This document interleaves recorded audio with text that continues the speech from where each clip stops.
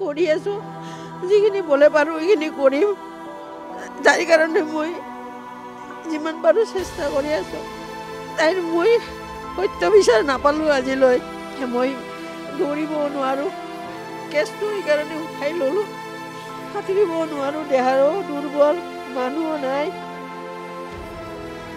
ল'ৰা ছোৱালীৰ পৰা ইমান বঞ্চিত হ'ম বুলি আশা কৰা নাছিলোঁ। কি কৰিম, মানুহ দুশ্মন, ভগৱানে দুশ্মন। মা ক্ষমা কৰিবি, মা মোৰ কিবা ভুল ভ্ৰান্তি হ'লে ক্ষমা কৰিবি আই।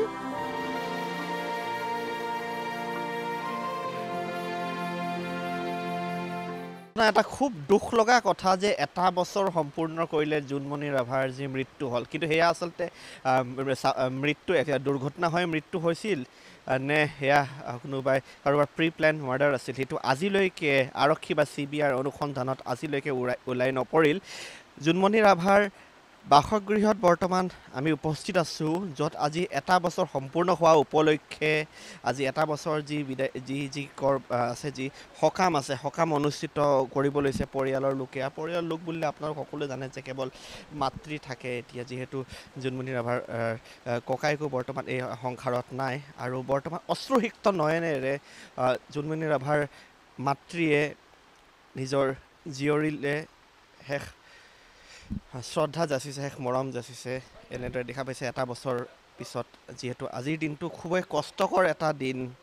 প্ৰতিচ্ছবিৰ সন্মুখত এগৰাকী মাতৃয়ে যেতিয়া জীয়েকৰ প্ৰতিচ্ছবিৰ সন্মুখত এনেদৰে ধূপ বন্তি জ্বলাব লাগে, তাতকৈ হয়তো কষ্টকৰ কথা একো নাই। তেওঁ বাৰু কি কৰিব, অসহায় এগৰাকী মাতৃ, আৰু তেখেতে গোচৰকেইটা তেখেতে নিজে গুচাই ল'লে। কিমান দৌৰিব কৰ্ট কাছাৰীত, কিমান দৌৰিব এগৰাকী অসহায় মহিলাই, সেয়াও বাৰু কথা হয়। বহুতে কয় যে মাতৃয়ে কিয় গোচৰটো উঠাই ল'লে। এটা বছৰ সম্পূৰ্ণ হ'ল, যথেষ্ট যুঁজ দিলে আপোনালোকে। আজি দিনটো যথেষ্ট দুখৰ, কিন্তু তাৰ পাছতো বছৰেকীয়া যিটো নিয়ম নীতি নিয়ম এয়া কৰিবই লাগিব।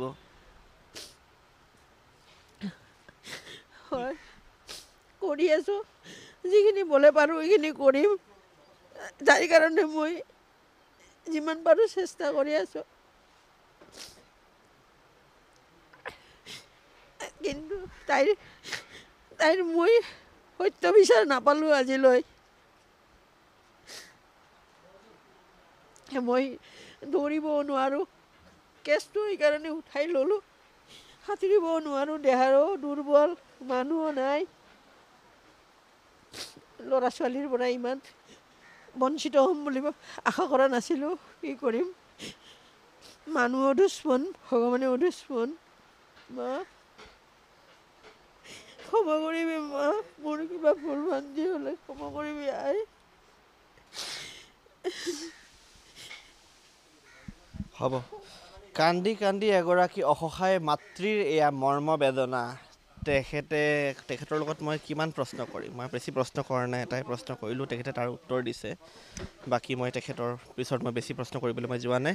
কিন্তু অসহায় এগৰাকী মাতৃয়ে বাৰু কিমান দৌৰিব, কৰ্ট কাছাৰীত কিমান দৌৰিব 60 ঊৰ্ধ এগৰাকী মহিলাই। এটা বছৰ ন্যায় বিচাৰি বিচাৰি আত্মহাৰা হৈ পৰিল, কিমান কষ্ট হ'ল, কিন্তু তাৰপিছতো ন্যায় জানো পালে, ন্যায় নাপালে। আজিলৈকে ওলাই নপৰিল যে এয়া আচলতে কেনেধৰণৰ মৃত্যু আছিলে, সেইটো দুৰ্ঘটনাত মৃত্যু হ'ল নে এটা প্ৰি প্লেন মাৰ্ডাৰ আছিলে, কিন্তু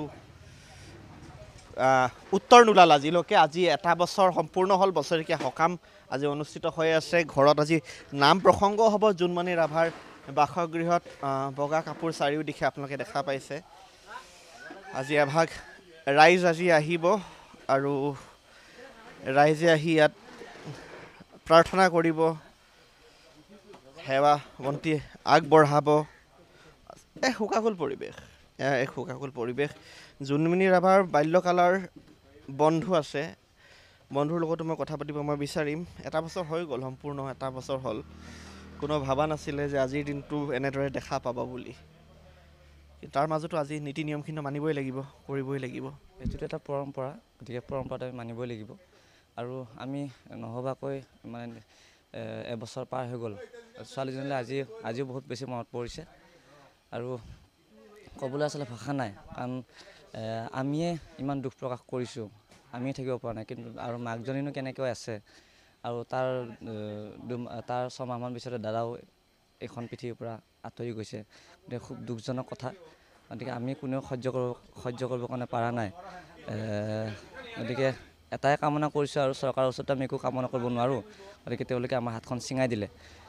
হ'লেও আমি এটাই কামনা কৰিছোঁ, তাই য'তে আছে তাতে কুশলে থাকক, তাৰে কামনা কৰিছোঁ। আৰু সময়ত CBI চাৰ্জশ্বিট দাখিল কৰিব নোৱাৰিলে, কিন্তু ৰাইজে আশা কৰিছিলে, বহুত আশা কৰিছিলে যে এইটো যি কেছ, এই প্ৰসংগত ন্যায় পাব বুলি আশা কৰিছিলে। যিহেতু মাতৃয়ে এনেদৰে এই কেছটোত আগুৱাই ল'বলৈ চেষ্টা কৰিছিলে, কিন্তু প্ৰতিটো খোজত কেৱল অন্ধকাৰহে দেখা পালে।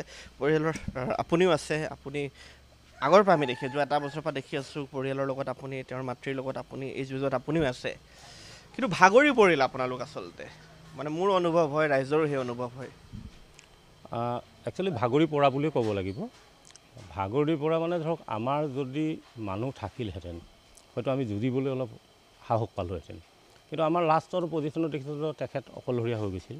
আৰু ইয়াৰ পৰা গৈ আমি কলিয়াবৰত কেছ খেলাটো আমাৰ কাৰণে সম্ভৱ নহয়। আৰু যদি গুৱাহাটীত হ'ল তেতিয়াও আমি এটা বেলেগ ধৰণৰ কথা চিন্তা কৰিব পাৰিলোহেঁতেন। ধৰক আৰু পলিটিকেল যদি বেকগ্ৰাউণ্ডটো নাথাকে, তেতিয়াহ'লে এনেকুৱা কেছত আমি যে জিকিম যে তাৰ পৰা কোনো আমাৰ সঁহাৰি নোহোৱাও হ'ল, আৰু বা আমি আশাও কৰা বাদ দিয়া হ'লোঁ। আৰু যিটো কাৰণে আপোনাৰ ভাষাত ক'ব গ'লে হয়, আমি ভাগৰি পৰা নিচিনাই হ'লোঁ। যিটো আজি এবছৰ, আজি আমিও খুব দুখ মনেৰে আজি ক'বলগীয়া হৈছে যে আজি আমি কিন্তু যেতিয়া আমাৰ এটা নিয়ম, আমি নিয়মটো কৰিবই লাগিব। আৰু সেই হিচাপে আমি আজি 1 বছৰীয়া শ্ৰাদ্ধ আমি পাতিবলৈ গৈছোঁ।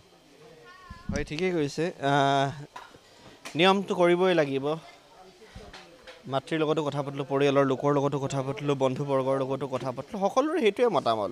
আচলতে এইটোৱে কথা, যিহেতু এই বিষয়ত আমি পোনপটীয়া সম্প্ৰচাৰে হওক বা স্থানীয় য'ত ঘটনা হৈছিলে তাৰ পৰা সম্প্ৰচাৰে হ'ল, এটা বছৰ ধৰি সংবাদ মাধ্যমো এই ক্ষেত্ৰত যথেষ্ট লাগি আছে। কিন্তু যি ধৰণে ৰাইজে আচলতে আশা কৰিছিলে যে আৰক্ষীৰ তৰফৰ পৰা বা প্ৰশাসনৰ তৰফৰ পৰা বা ধৰক কোৰ্ট কাছাৰীৰ তৰফৰ পৰা বা আইনৰ তৰফৰ পৰা যিটো এটা তেওঁলোকৰ ফালৰ পৰা এটা বল্ড ষ্টেপ এটা ল'ব বুলি আশা কৰিছিলে, পজিটিভ ষ্টেপ ল'বলৈ, কিন্তু তেওঁলোকে লোৱা বুলি কয়, কিন্তু আমি দেখোন আজিলৈকে দেখাই নাপালোঁ তেনেকুৱা ষ্টেপ।